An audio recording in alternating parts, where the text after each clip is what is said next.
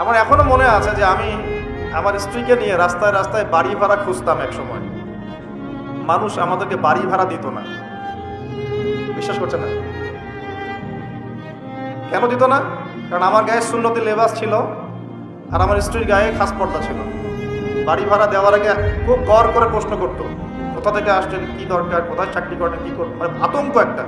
না জানি কোন গ্রহের মানুষ আমরা, ও বাড়িতে না জানি কি করব। এই যে একটা ভাইব ছড়িয়ে দেওয়া হয়েছে সমাজের মধ্যে, দাড়ি, টুপি, পাগড়ি, জুব্বা, বোরখা, এগুলোর দিকে মানুষ যে একটা সন্দেহের চোখে তাকাচ্ছে, এই যে একটা ফ্লো, একটা ভাইব সৃষ্টি করা হয়েছে, আপনাদের কি মনে হয় না এটা ইসলামের বিরুদ্ধে চক্রান্ত হচ্ছে?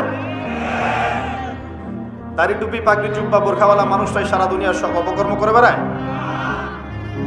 এই সারা দুনিয়াতে যে সমকামিতা চলছে এখন, সমকামিতা বোঝেন কিনা?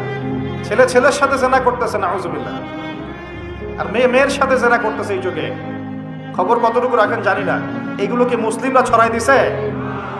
সারা পৃথিবীতে যে মানুষ এখন সুদ খায়, মোটামুটি সবাই সুদ খায়, কম বেশি আর কি। কেউ বেঁচে থাকার চেষ্টা করে, কেউ করে না। কোনো কোনো সময় দেখা যায় বেঁচে থাকার চেষ্টা করার পরেও সে বাধ্য হয়ে সেখানে সুদ খেতে হচ্ছে। এমন হচ্ছে কি না? এই সুদভিত্তিক অর্থনৈতিক সিস্টেম কি মুসলমানরা চালু করে দিছে? সারা বিশ্বের মানুষকে হারাম কি মুসলমানরা খাওয়াচ্ছে? সবার ফোনে ফোনে ইন্টারনেট সেকশনে ঢুকলেই দেখবেন পর্নোগ্রাফি, নগ্নতা, দেখেন না? এমন কারো চোখ নাই যেটা এটা দেখে নাই, কারণ এটা সম্ভব না এখন এই যুগে। ইন্টারনেটের কাজ যারা করে, ইন্টারনেটে যারা ঢোকে, চোখের সামনে এগুলো পড়বেই পড়বে। 100% আলেম হোক আর জালেম হোক, পড়বেই পড়বে না? এই সারা দুনিয়াতে ইন্টারনেট সেকশনে যেগুলো ছড়িয়ে দেয় না, মুসলমানরা ছড়াই দিছে। মুসলমানরা ছড়াই দিছে। মেয়েরা আগে একটু পর্দায় চলতো, ফেমিনিস্ট রেভলিউশনের মধ্য দিয়ে মেয়েদেরকে নগ্ন করে বাইরে বের করা হয়েছে। এখন মেয়েরা ছেলেদের পোশাক পরে ঘুরে বেড়ায়।